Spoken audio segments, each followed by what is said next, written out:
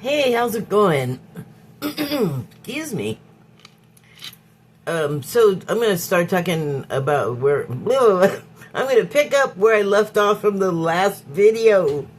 What am I talking about? Okay, so I was talking about yaelDAbaoth, which I'm gonna spell it, and it's yaelDAbaoth.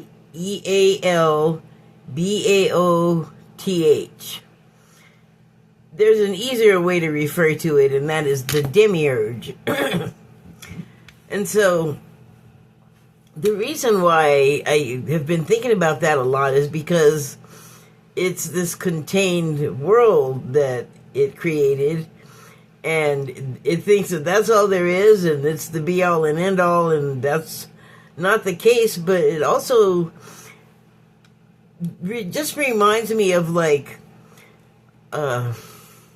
continuing education. Like, you just learn things over time, and you are not fooled by as many things as you get older. So you start to see, like, inconsistencies or cracks in the logic of, the situation. You just start to realize, like, this shouldn't be like this, or you just start to realize that, like, whoa, there's something more to things than beyond what you can just see. So I'm going to interrupt myself to give you a look at my signs, just for the disclaimer portion of the show here, and that's enough of that. So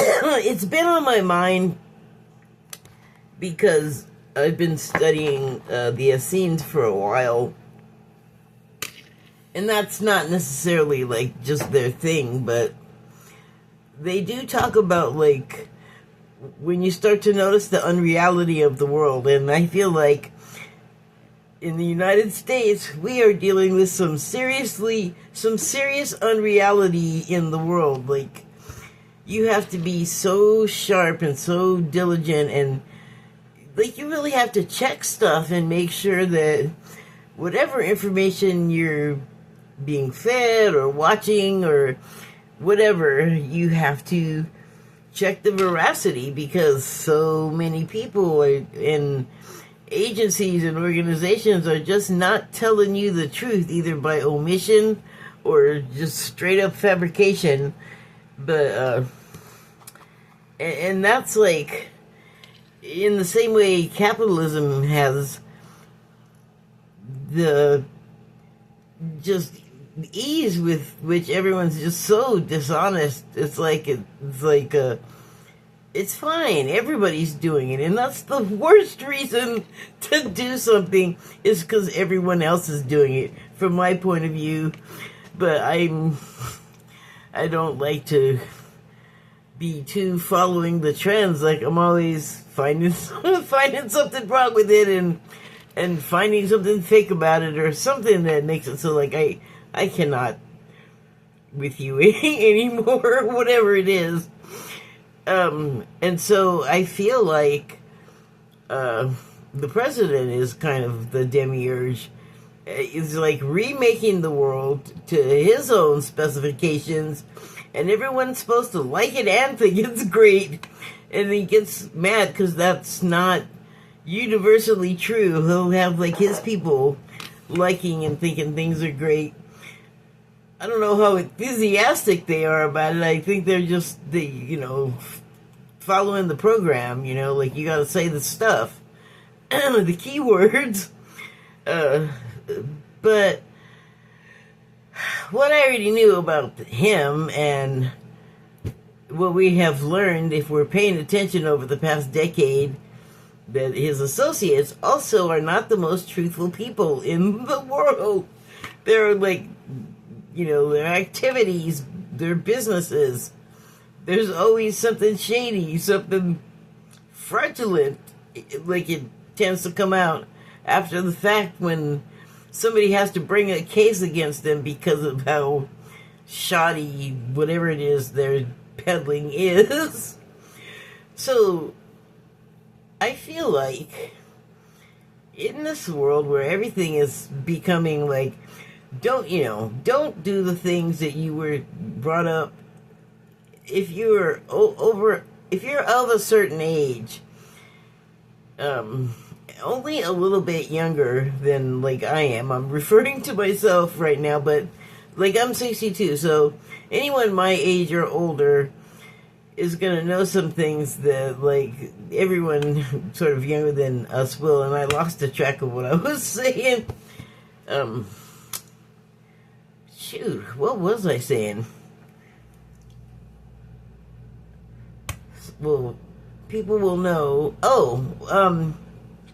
That like a lot of the people, especially the older associates of the guy, are less than moral, less than legal anyway, like of their own legend. Like he's got a type. So I so much prefer the truth out of people. Like if it's that they hate you for whatever reason, I'd rather they were just outward with that than lie into my face, because then you find out later that it's not true. But I find that when that happens, I usually know something's insincere or something's up with what you can just tell. I don't know. Once again, you get older and you experience the same thing enough times and you begin to recognize it. I'm a little slow on that, is why I made the dopey voice. But I got it. I get it now. So I have a Declarations of Mary Magdalene card, and it's number 19, which adds up to 10. And then you eliminate the 0 because you don't need it, because it ain't nothing, right? It's a 0. So 1, you got the master number, and well, I mean, that is your paragon right there. If you're gonna put a master on it, and if it's a person, then you would hope that one of their standard behaviors is to be truthful and honest and trustworthy. So that's kind of in keeping with what I'm talking about. Here's what it says. In our heavenly truth, we know that we are all the children of God. Yet we forget along the way, only to see ourselves through the reflection of another to find our way back home. So a perfect example of that comes to mind for me, particularly the second sentence in the last part, where it's talking about we forget along the way only to see ourselves through the reflection of another to find our way home. So a memory came right to mind, and it's from when I was like pretty young. I was 15, 16, 17 or something like that.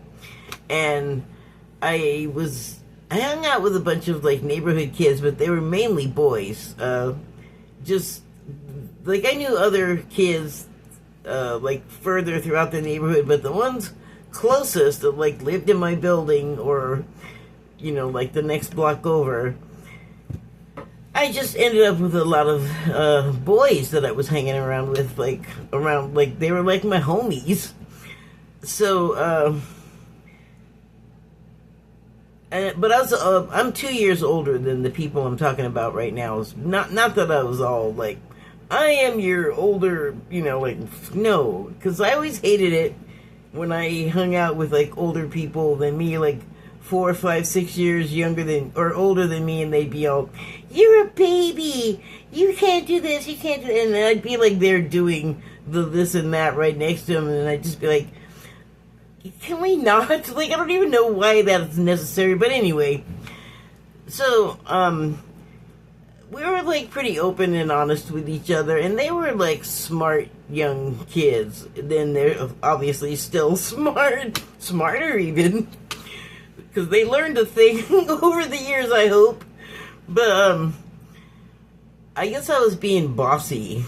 But if you if you notice, like, hanging around, like, 10, 11, 12, 13-year-old boys, and you're, like, they, like, deferred to me, okay? So, but they can be annoying and loud, and sometimes, like, an older kid has to step in, like, the older whoever, a sibling, or...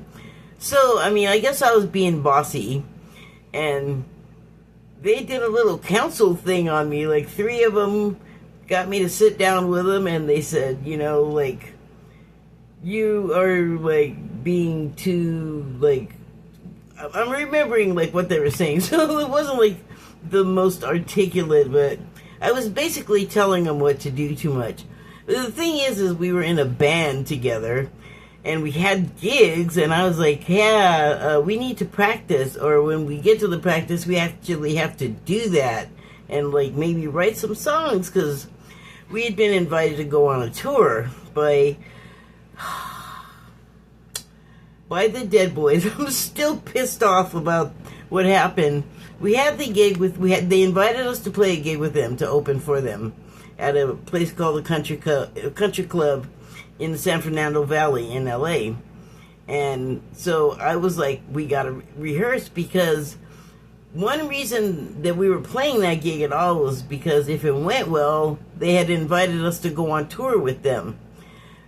So then, as now, I did realize that if that were to happen, it could be really ugly, because they were a bunch of boozers and drug addicts, and our manager and I were older and already doing those things and closer to him in age than my band members.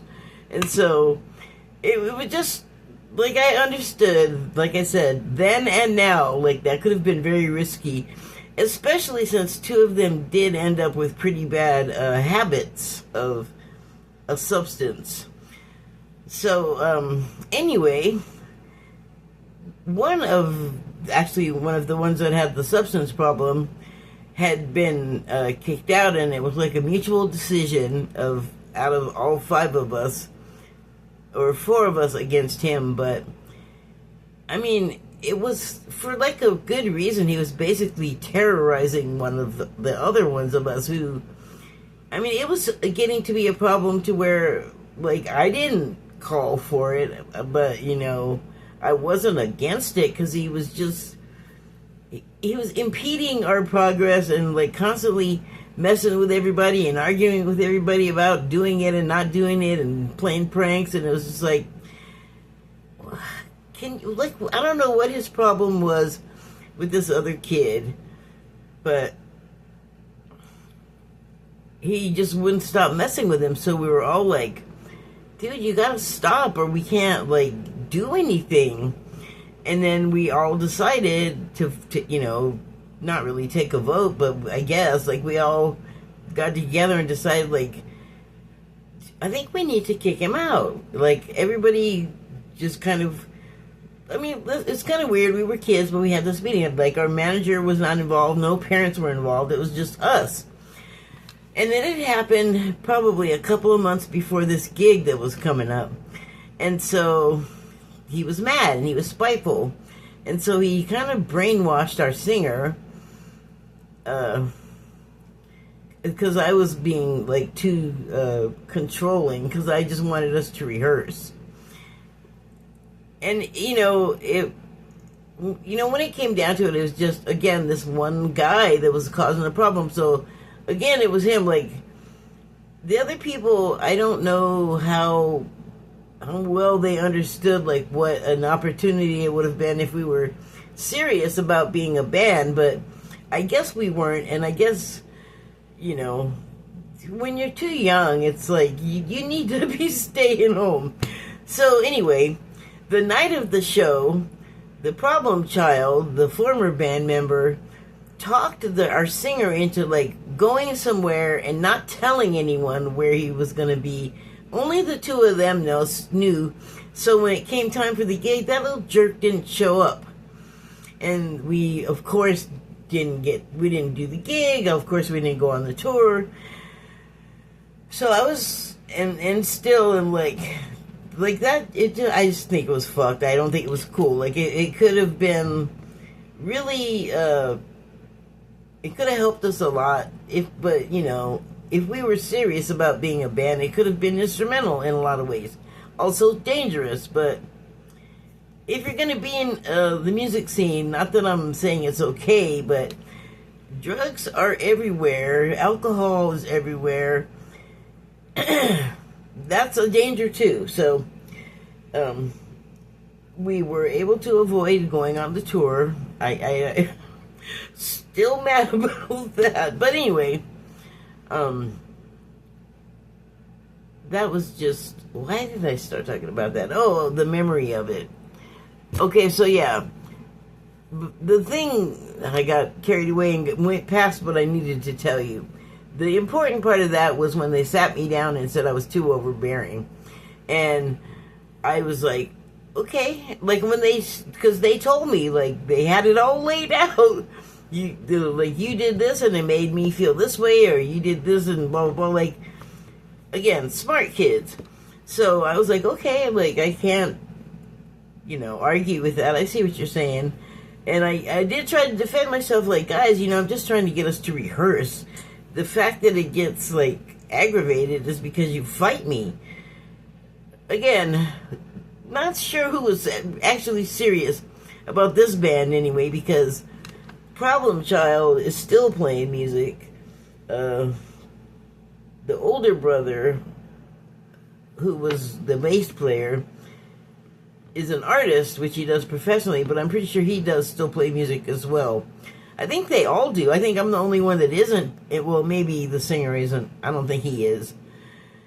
The reason why I'm not is because I physically can't anymore because of the brain tumors, but that's a whole other story. So anyway, point is like, there was an example where it was like beneficial for all of us for like the hard, cold truth to come out. And ever since then, I'm not afraid to hear the truth because, in some ways they were right. I didn't have to be as harsh as I was, but, on the other hand, if they were reasonable and not just little kids fucking around, it might have gone smoother as well. Again, who was actually serious about this? So, but truth matters so much. Like, I know that I'm tired of being lied to by people I know, people I've worked for, people that make food and sell it to you, mass-produced food, and, like, maybe if you go in a place and, I don't know, you might get somebody with a wild hair that messes with your food. I don't know. But that is like a compact between you and the people that are coming to eat at the place where you work. And if you don't do like the true thing and serve the food unadulterated and unmessed with, because again, sometimes there's people with the wild hair and they get mad at like the customer for, like, people will send stuff back if it's not right. They have a right to do that. Especially if they're not, rude and insulting about it, which most people are not. Worked in restaurants. So, but you get these people that are just like, oh, they said that, oh, you didn't like it. They either want to go out there and, like, argue with them or something, like get in their face and, like, they're going to see, what's wrong, but you can tell by the way they say it, they're all mad and you worry, are you going to, like, hit someone? And like they'll do that, and I'm thinking of an occasion where the guy did that, and then the people were like totally cowed. They're like basically like, we're sorry, It's like, oh man, he didn't, I don't think, have that job very much longer after that, especially because in front of the whole rest of the staff, he prepared the new food and then spat in it, and like, I wanted to just fucking go tell those poor people, but what ended up happening was someone took the plate and then dropped it and then replated it and gave them food that wasn't messed up, which is good. Truth, like, you do you do the right thing, and you are being truthful by giving them what they ordered as it's like on the menu, and you don't generally order your food with a shot of angry saliva. And people appreciate that when it's not there, or if it's prevented. Like, they didn't know, like, what happened about that. I feel fairly sure, I was only the dishwasher, but I feel fairly sure no one went and told them about the spit. So, sometimes it's okay to leave things out, to have omissions. Because you still want that customer, You don't want some person with a wild hair to be like... And then you're wondering, how many times have you done that? So, it's just so important. And I think we all appreciate it when people are honest with us and tell us the truth about things. And so, the yaelDAbaoth box, which we live in, let's say in my, oh gosh, I don't even know what to call it, my whatever I'm talking about, my storyline here.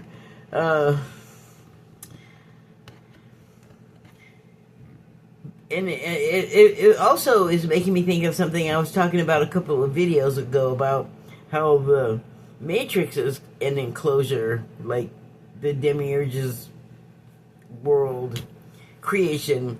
And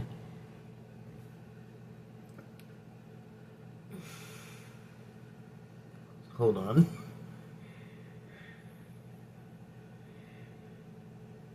So, okay. The Matrix and the Matrix, and I was talking about us and like how you can escape the Matrix. And I think a lot of it is realizing, like, oh, like those inconsistencies again, and how something's just not right.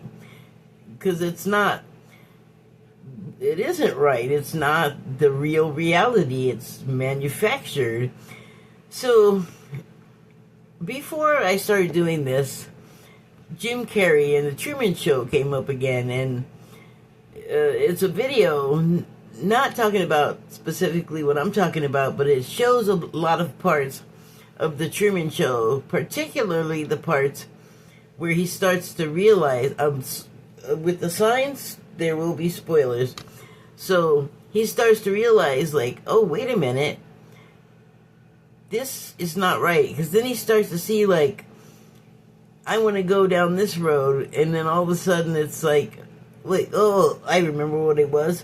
A Klieg light, which is like the type of light they use in like a theater, like if you go to a play, and they're like these cylinder things, and they have like a mount.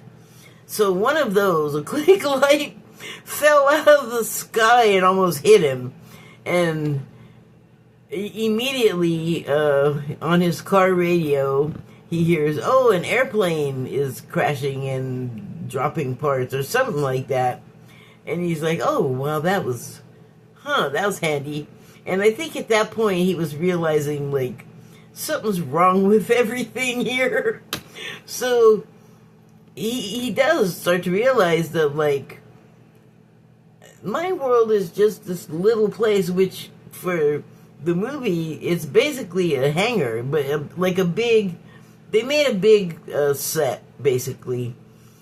And, oh, the other thing about the Klieg light is that it was supposed to be like a star in the sky, and it had which star it was on, like, labeled on it. And that like sort of started like poking at his consciousness, like, wait, like, this is the star? How could that be? And then, like, connecting dots. And so he's trying to escape and get out of there, and the producer or the director, whoever, is like throwing up all these obstacles in front of him, and he's like, is that all you got? And I can't remember the ending because I haven't seen it in so long, but I believe he does finally free himself of the Truman Show. And the point of that also being in there is that Jim Carrey, like the character, is in the world, and then he realizes gradually that the world is not the world. The world is fake. There is a real world. Like, it's not the real world. So, in his case, everybody was lying to him. But also, in our case, it seems like everybody's lying to us. Like, advertising, pharmaceutical, petrochemical, you name it. Industries, basically, and I think I can make a broad generalization here. Industries suck. Okay, so I have some Starseed Oracle cards, and when I pulled them, I was like, okay, the truth has to be meaningful. Like, the truth by all means. I forget what was the phrase now that I was using, but I just wanted to, like, say, what do you have to, what is your input on this truth business in life and everything? Oh, the necessity of truth, that's what it was. Why am I taking out the book? I'm not ready for that yet. Okay, so the first card was, you're not alone. Isn't that funny? So what I was thinking was, you're not alone if you're on the set of the set that you don't know is a set, and you're a show actually, and everyone's looking at you like reality TV, which we actually have. I don't know that we had it quite the way we have it now. When that movie came out, it didn't occur to me to look it up until right now, and I'm probably not gonna do that. But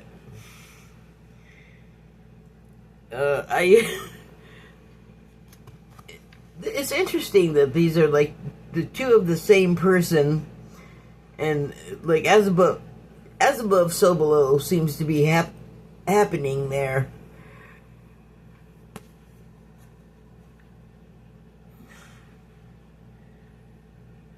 Huh, and they're connected by, like, I'll show you. A little electrical business happening there. Frequency something. So let me see here. What does the manual say about you're not alone? And I wonder how it's going to apply to my question. Truth by necessity.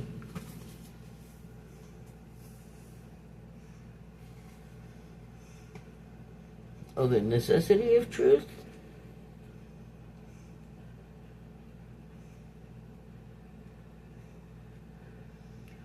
Come on now.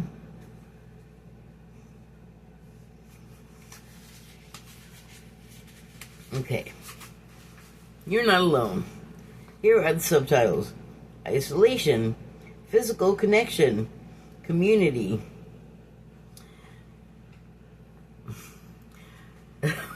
So, the thing about the truth is, it's hard to tell it sometimes, or maybe it's not just sometimes, maybe it's a lot, considering how many people don't do it. But the isolation, if you're a truth teller, you could find yourself in isolation because people don't want to be around you because you might, snitch on them or whistle blow or, God forbid, do something like the right thing. Oh my goodness. So that's, you can find yourself in isolation that way, either because people don't want to be around you because they don't want you to, narc them out or whatever, narc on them or whatever, or else, they just don't want to hear you, being brutally honest with them. That's a thing. People will avoid you if, I'm not referring to me, but people will avoid a person that's brutally honest with them because they don't want to hear that. They don't want to hear it. Otherwise, they would be honest. Okay, so physical connection, community. I'm gonna put those together because I feel like I'm still gonna use the Truman Show for an example here, but it wouldn't have worked if he was isolated just all by himself, right? He's in isolation there because he's the only one that doesn't know the truth of his life and his world. So they have to do things to keep him sane and happy and not realizing that everything is fake, including his wife and his other relationships. And like everyone's an actor, so everyone but him. So or like I mentioned earlier, a director or producer. Well, there's like a what do you call it? Oh my god. They have them on all of the shows where like the director and the producer are, and there's like a soundboard, like a console with light gauges and lights and dials and things. Control room, thank you. So yeah, they're in a form of isolation too, because he's not even supposed to know they exist. But he does need the physical connection. Like he does need other people walking around to flesh out the illusion and community, and that's what they are. But we actually, in the real world, the actual real world, we need those things. Like we start to go nutty if we don't have like relationships and even physical contact.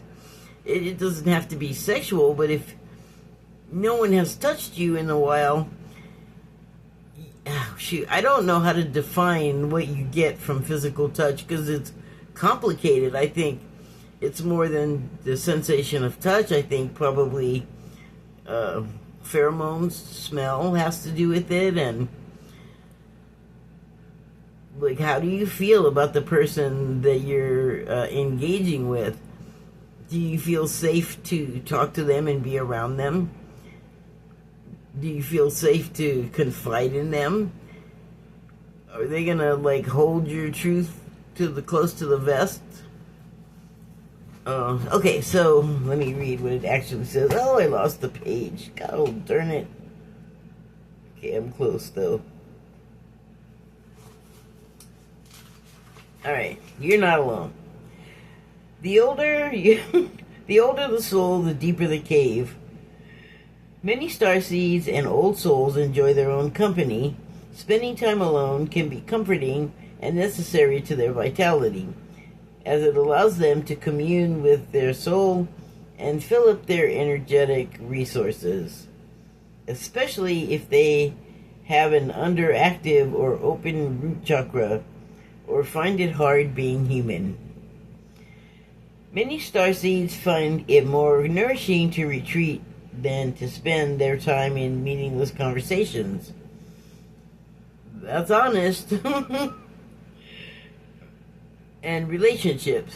However, we must remember that we're not there to go about this life alone. Humans are pack animals, and we all need the love, company, and support of others, both emotionally and physically. In our increasingly online world, we can be connected, in quotes, to more people and yet feel more alone and isolated than ever. There's still so much we don't know about the energetic side effects of things like social media. Oh, we kind of do. It's bad for your mental health, particularly if you're young or isolated.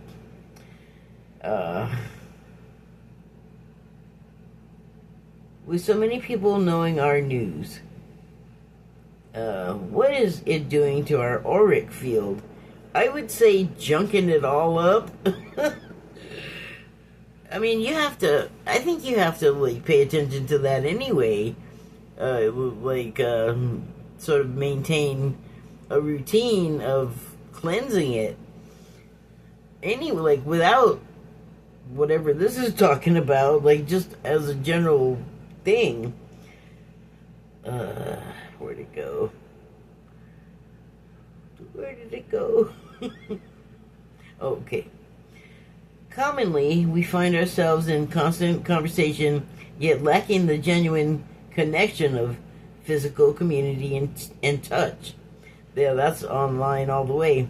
The main message of this card is to step out of your cave and physically reach out to those in your life, to replenish when you need to, but not isolate yourself. This could be seeing friends and family who live nearby, or having a regular catch-up walk with someone. In what ways can you open yourself up to the people who are physically in your life, those you truly know? Well, I think all relationships require some effort from both parties, though. Okay, so the truth there from this card is that, well, for one thing, we do better if we have at least minimal human contact, and then somebody who lives alone and just doesn't have like a revolving door social life, you find yourself in a lot more contemplation than you would if there was people around constantly talking, constantly making noises that are like an intrusion to your field. When, if you're like me, like I like things to be a certain way before I settle down to meditate. Like I want, or to do anything really, but you want to set the stage for what you're gonna do, and you want to set the tone, and so you can have a lot of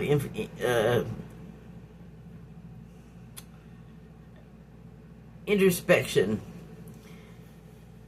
and that's where you come face to face with some ugly truths sometimes about yourself. I'm most certainly not going to try and detail what that is for a hypothetical person. But anyway, the next card is perspective. And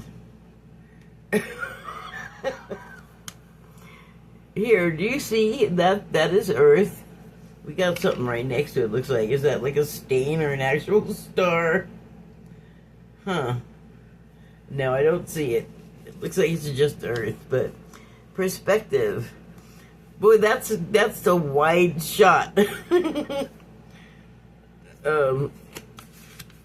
me consult the manual.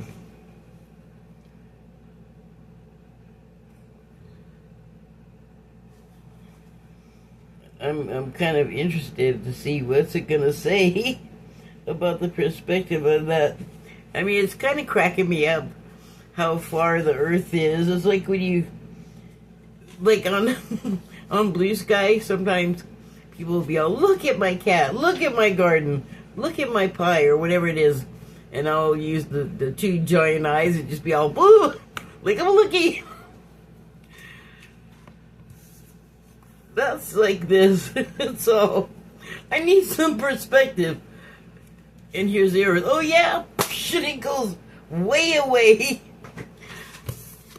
They're overdoing it. Like, you're like out of touch at this point. We're not like fully equipped with all of our like space people attributes. Okay, so the subtitles on this card are, none of this matters, zoom out, and common ground. Take a step back and look at the bigger picture of your life. Step away from the blinkered vision and reactive frame of mind of me against them. Change your perspective, shift your point of view, and zoom out, out, out. That is really getting outside of yourself. We don't normally like work too hard on zooming out and broadening our perspective. I think that we do it when it's absolutely necessary, but I don't think it's like instinctive. I mean, it probably is, but I think we've dulled that. We kind of dulled a lot of stuff. Okay, we are but a speck of dust in the universe, yet we think everything revolves around us. We see the planet as ours to own and conquer. Speak for yourself. Pillaging the land and setting ourselves up for our eventual extinction. So yeah, I'm not doing that. I'm actually no, I'm not wanting to do that at all. I'm not wanting to do anything that's going to further harm the climate. Like, I feel like we should really be working on reversing the things we're doing that cause the harm.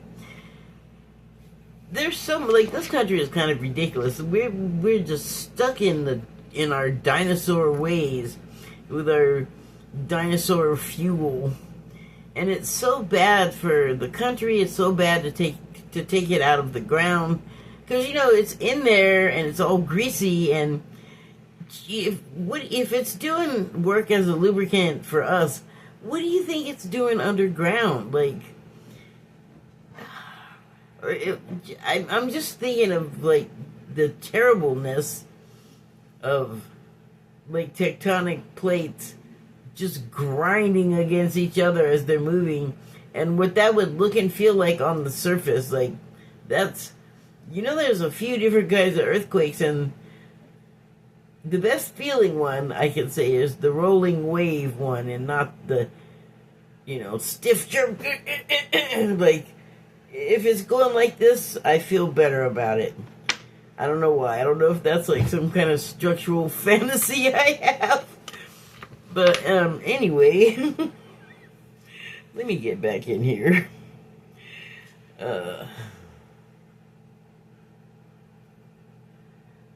We build fences and walls and create invisible borders.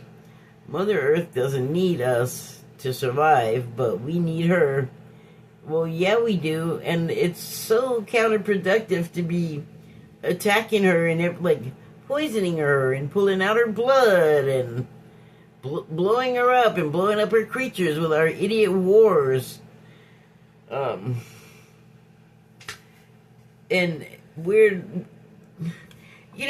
people will say, you're star stuff, you're starseed. Like, my body at some point had to go harvest my minerals from space. And I think it's funny because people don't seem to realize that the planet, if you're going to call a starseed by that metric, then the Earth planet is also a starseed, because it is made from literally gathering, like, bits of star stuff and sticking together. Look, I'm not a scientist. I don't know the technical terms, but we basically get like a space rock tater tot and end up with a planet. Tater tot situation and end up with a planet. I think. Like, that's planet building for dummies. Okay, sorry about that. Let me keep going. We become so lost. Oh, wait, am I ahead of myself? Yes. Earth doesn't need us to survive, but we need her. It's time to wake up. A new perspective is urgently needed. I feel like this is how we see it. Those of us who are not, like, we gotta do something about this now, because we gotta breathe, and we gotta have clean water, and, like, arable land so we can grow food that's not poisoned and poisoning us. And when you're this far away from your basic needs and your basic elements, like I was saying, you are not seeing the truth of the situation. Like, resisting saving our beautiful home is kind of insane.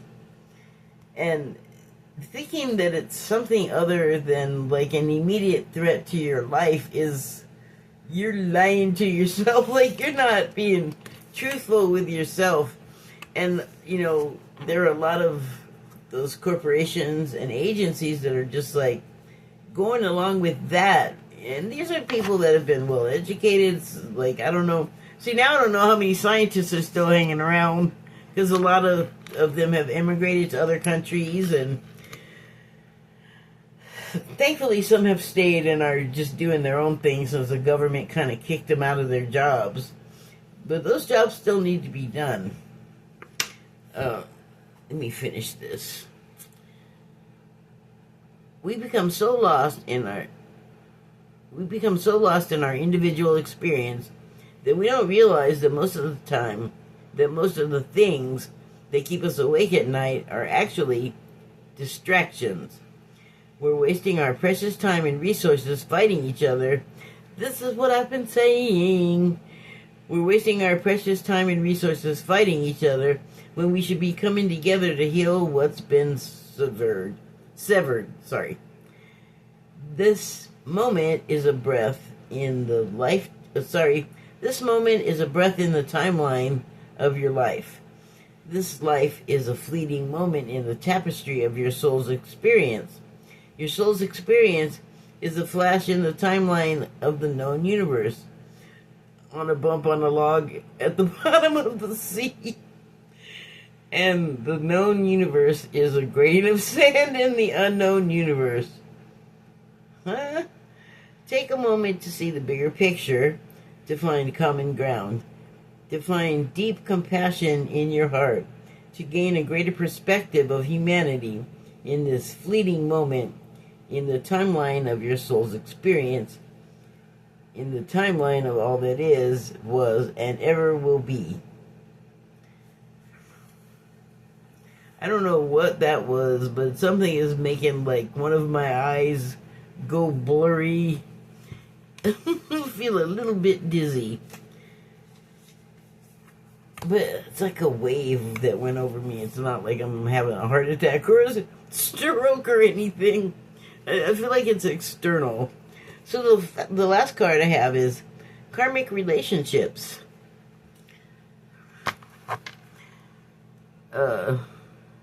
This will make sense. I'm a little more familiar with this card, but this will make sense when I get to the subtitles. But you got a couple of people that are so distant, are so they can't agree, they're in misalignment, that they grew their own planets and galaxies because they just can't even with each other anymore. And I just think that when your love or anger gets that big and that extensive, you got something deep happening there. Okay, karmic relationships.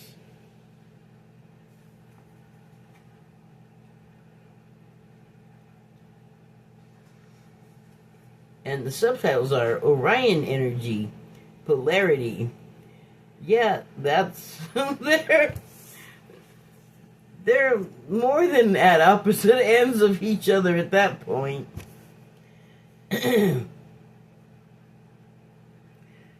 Soul growth, conflict. Well, I mean, if you have a relationship and you are sort of feuding, you can get pretty far from each other. And I feel like that happens when there's not enough listening taking place between the two parties. And also, like this was talking about, was it in this one? Well, I was talking about it, and it was at some point talking about it, maybe not this card, but how we have to, like, get over our differences, and worry more about, like, making the planet livable for ourselves, and even better than that, making it beautiful and, like, more than livable. Like, this place can be a paradise. It literally could be Eden, and I don't mean just one spot, I mean the whole planet could be Eden. The mythical, beautiful garden. Okay, let me continue reading here. Okay. The constellation Orion is thought by many to have been a place of great polarity and eventual unity. Some believe that many starseeds who were part of this cosmic history are incarnate on Earth now and are playing out karmic relationships from Orion times. Perhaps you're one of them. So unfinished business from when you were Orion and nobody was getting along, it sounds like. Actually, I've heard some channels of ETs talking about these wars, and I think one of them likened it to like the struggle between the rebels and the Empire in Star Wars. Okay, so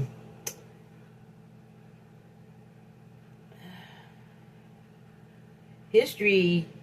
Oh, sorry. Oh, okay. Polarity causes conflict and highlights separation. However, because of this, conflict can also result in unity and growth. Too many misunderstandings are caused when we don't open our hearts and mind and see things from a different point of view. And we will tell ourselves all kinds of things about people that we've only seen a picture of or from a distance. Or, you could have gone to school with them and worked with them and just never built a relationship. Like, never even bothered to have a conversation. And when you do that, rather than actually meeting the person, you will, like, dream up some things, some assumptions about the people, and they'll be based on what other people that are just like you but not really like the other person or people in question, but you got all kinds of ideas about what they do and what kind of people they are, and all without a single bit of, is this true? Like, don't question yourself or go investigate and find out. Like, go try to make friends with these people. We don't do that often enough. Like, that's a comfort zone that, it's familial, it's family, it's everybody's doing it. Why would you want to leave? You're in a great spot. Well, you're not. It's not the truth, though. But you just think things, and you and your buddies that also don't know a damn thing, or just, I've sat in rooms and heard it, and what I'm specifically referring to is racism. And often I've been in rooms with people that have just gotten comfortable enough around me to forget and say really awful things that are kind of the truth about how they feel about people like myself. A black woman, that's what I'm talking about. Well, they don't have to be a female, just a black person.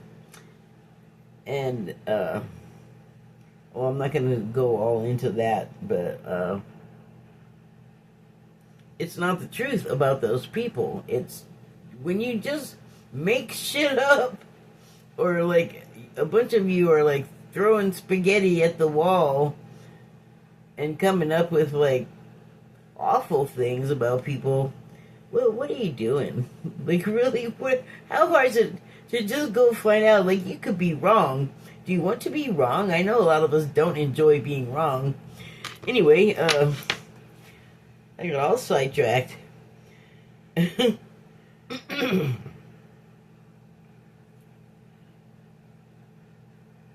Too many misunderstandings are caused when we don't open our heart and mind and see things from a different point of view. Like, change our perspective. Because things are subjective more often than not.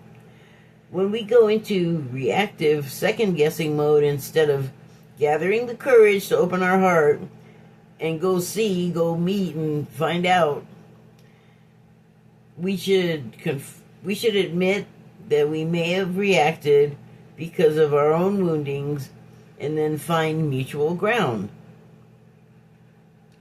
Okay. We're all innocent children looking to be seen, understood, and cherished. It's much harder to grow closer through conflict than it is to grow further apart. Well, that's for sure. And yet, that's the invitation of conflict.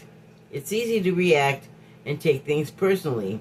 It's more challenging to see the innocence of all involved and find a way to grow close through the conflict. It's, find a way to grow closer through the conflict. Yeah, that's... I don't disagree with that. I've said it a lot, actually. I've said that it's a lot easier to get mad and just say something off the top of your head, because it's easy to just reach in there, because you've heard the nasty things. You can just reach into your directory and grab the insult, and please don't do that. You don't want people doing that to you, do you?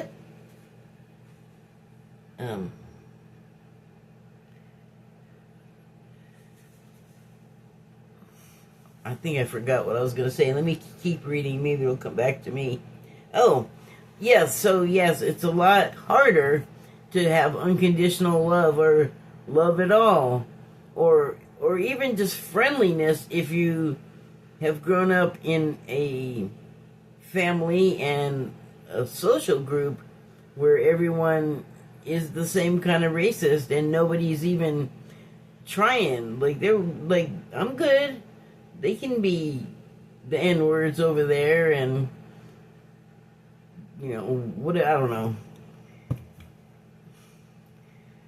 All I can say is, it's just hitting me right now that, like that Nolan Wells kid that just, sounded like his friends murdered him, which is very sad.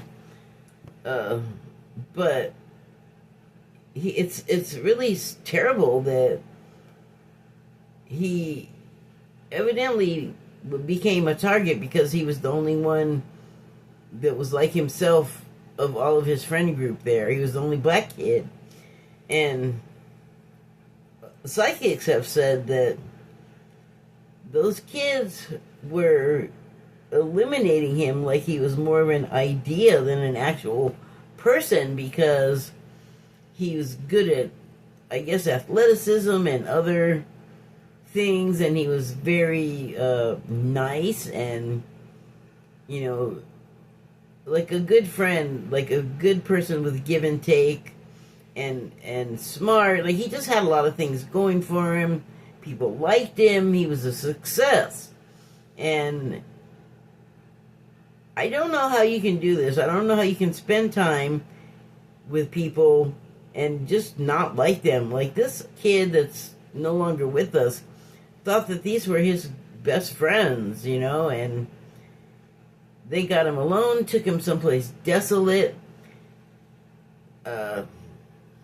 Again, the psychics say they roofied him or something, because he didn't drink, he didn't take drugs, and another thing they said, the psychic, the particular one that said this, she said that even the fact that he didn't drink or do drugs and just said, go ahead, whatever, you guys, don't worry about me, because I'm sure not worried about you about it. Even that pissed him off. And like, oh, so you're straight edge too? Like, you're too good? Like, yeah, like you're too good to drink. That's a little bit of it, what I got. So, but it was like joking, and then like it wasn't, though, because he didn't know the truth, that they roofied, like they gave him something to drink. Presumably it wasn't alcohol, but they got something in it, a roofie, I guess. Psychic, I got this from a psychic, so just want to be clear about that. That it's not coming out of my mouth, like I'm repeating something that someone else said, but I kind of believe it because the whole scenario makes sense. Like, I don't know what it is that so angers people that aren't black about black people, but, you know, we get blamed for, like, the worst crime, and it's like, it's not true. You know, they say a lot of things about us that are not true. They say we're lazy, we don't work, and we all have, like, multiple children with multiple fathers, and that's not true. I don't have any of either. And so, yeah, all of the ones I know work. I mean, some of them own homes. Most of them own homes because they went to school and they went out and worked their butts off, and they all, you know, like, they're all all like regular working people, you know, honest people, and somehow became like the butt of every joke, every violence. Like, I don't know what that's all about. But there's something there that is people lying to themselves because like getting rid of him is not gonna, you're not gonna change your feeling. Like, he's still, if you think he's better than you, even if you eliminated him, the only reason he's still better than you, he's just no longer with us, and you took him out, so that's, you know, him still better. Okay, did I finish this?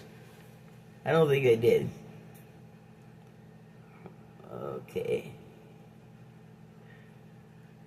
How can you soften your heart and drop your defenses enough to see things from a different point of view? How can you see the innocence of all involved? I have a theory about that. So the most horrible things that are happening right now by individuals upon other individuals, or groups upon other individuals, or groups of people, whatever.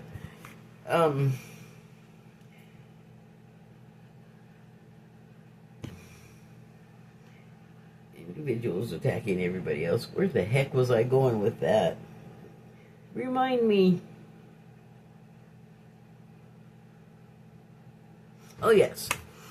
So, the people doing the horrible things, like the leaders of countries that are starting wars, and just people that are abusing human bodies for terrible reasons, no good ones, serial killers, you know, serial essayers. What do you do about them? How do you, like, find love in your heart for these people? Well, a lot of like, it seems like they shouldn't even be, like, what these people do and who they are seems like they shouldn't even be. But the thing about being part of a collective is that what's happening in our lives collectively and culturally is decided collectively. And so it seems like the worst thing ever, and it is, especially if whatever it is happening to you personally, because I'm talking about things that are that rough and that awful, like torture or something. Expand from there.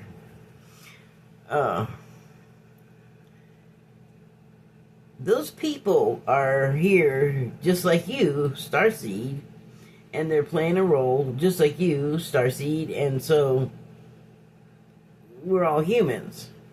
But what we do for each other is provide contrast in the experience. So I know it seems like, oh my God, why is this happening? Why would spirit do that to us? Well, we're spirit. We're a form of spirit. And so, again, the question is, why would we do that to ourselves? Because it's an experience we want to have, we want to know both sides of, as the God unit being. And so the way to do that is to fractal off God dandruff and let those bits of us, those bits of consciousness, explore those experiences. And so, like, again, once you sort of can think outside of the box, then you start to realize that the box is just a box. It's an illusion. And it is part of the real world, too. It's part of all creation. So none of it's really separate. So I want to close with what I started talking about earlier, and the demiurge and its, like, confined creation, and how you could even escape from the matrix or the demiurge's world, and even the reincarnation loop, if you have your own box within the box. And I know that seems like that would be confining, right? But I don't think of it that way. I think of it like, once you're in the box, you've crossed a portal of sorts, and so you're completely someplace else.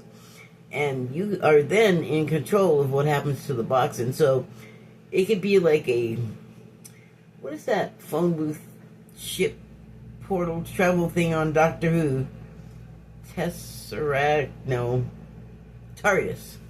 I think it's like the TARDIS, if you build your own box within the box confining you. Because once you're in there, you don't have to have any boundaries. Like, you could just escape the confinement of your box by knocking down your box's inner walls and going beyond everything confining you from there. So, like, it may sound like, oh my god, a box inside of a box, you're just locking yourself in. But no, that's the way out. Like, it just looks that way. It just looks like trap. It just looks like confinement. But what it actually is, because you're controlling everything, it's whatever you want. You know, like, we have that power. We have that willpower.